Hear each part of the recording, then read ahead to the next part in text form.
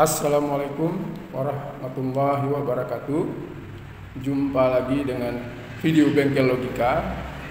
Pada video ini kita coba menganalisa kerusakan dari sebuah tip polytron di mana kondisinya masih bagus, hanya saja tidak menyala sama sekali. Dari hasil pemeriksaan,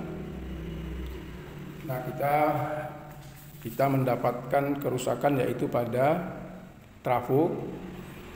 Nah, ini dia, sudah saya periksa, baru saya buat videonya. Nah, ini dia, sudah saya putus. Nah, ciri-ciri trafonya adalah pada lilitannya terlihat gosong. Nah, ini yang perlu dicari penyebabnya adalah kita harus ukur. Yang pertama, kita ukur PCB power regulatornya. Nah, ini Anda lihat. Nah, ini kabel-kabelnya dari line listrik. Ini line listrik.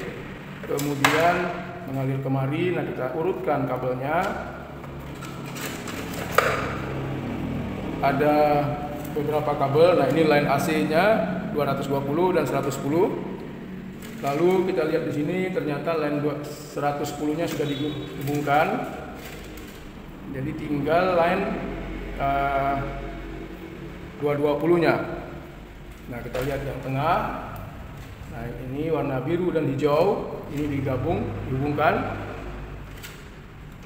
Nah, ini kita urutkan kemari. Nah, ini satu line kabel birunya, lalu line hijaunya kemari melalui spring. Nah, kita lihat di sini. Nah, ini dia dihubungkan melalui spring ke line sehingga 220-nya adalah kabel berwarna hitam dan kabel berwarna merah. Nah, kalau kejadiannya adalah sampai terbakar dinamonya, tetapi di sini springnya tidak putus. Nah, kira-kira apa penyebabnya? Nah, itu bisa pertama, listrik naiknya terlalu besar, bisa menggunakan genset. Kemudian atau memang kendala pada trafonya yang lilitannya sudah mulai terhubung singkat.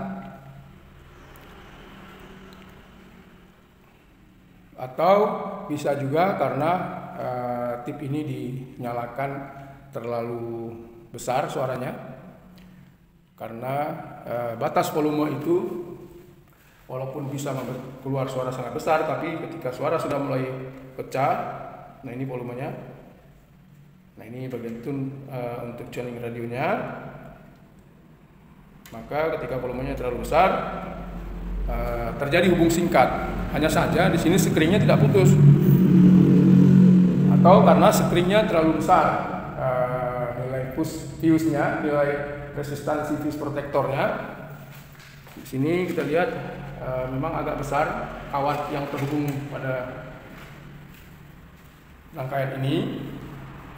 Nah, jadi kita duga ini karena kerusakannya karena hal-hal tersebut. Kemudian karena kita lihat di sini dari output sekunder trafonya itu hanya ada 2 kabel.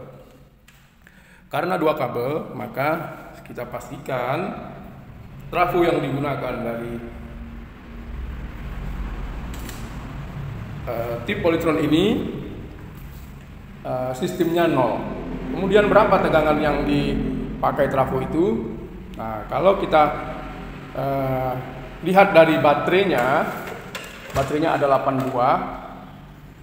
Nah, kalau 8 buah berarti 8 kali 1,5 kurang lebih 12 volt. Nah, maka untuk mengganti trafonya kita bisa mencari trafo yang ada 12 volt. Kemudian berapa ampere? Nah, biasanya untuk ukuran seperti ini 2 ampere juga sudah cukup. Nah, kalau kita punya trafonya 3 ampere, Problemnya adalah pada saat kita pasang tidak muat pada posisinya. Nah, ini kebetulan trafonya sudah saya kembalikan ke pemiliknya untuk dicarikan penggantinya karena trafonya lumayan mahal. Nah, bagaimana cara kita menyalakan radio ini untuk mengetes apakah ada komponen-komponen lain yang rusak? Yang pertama adalah kita coba cek dulu sistem springnya putus atau tidak. Lalu kita cek lagi sistem penyearahnya, ada 4 buah dioda, apakah dioda ini putus atau ada yang short. Nah, itu kita harus ukur dengan menggunakan avometer. Keempat dioda itu kita ukur, lalu kapasitor keramik sebagai kopling penghilang ripple sesatan arus AC. Ini ada 4 buah, biasanya nilainya 100, ini tertulis 103,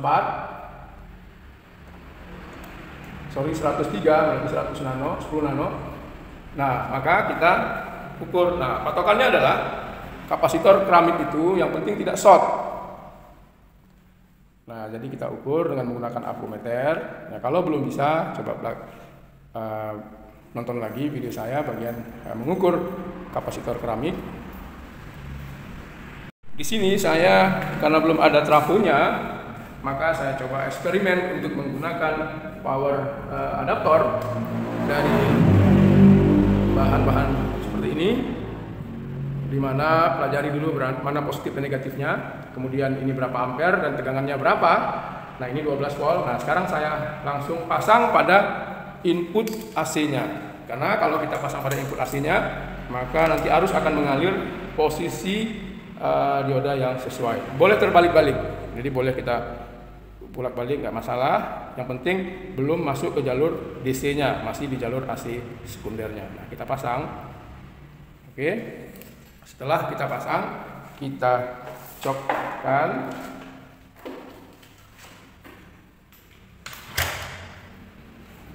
Nah, sudah kita cok. Nah, Anda lihat sendiri, langsung menyala.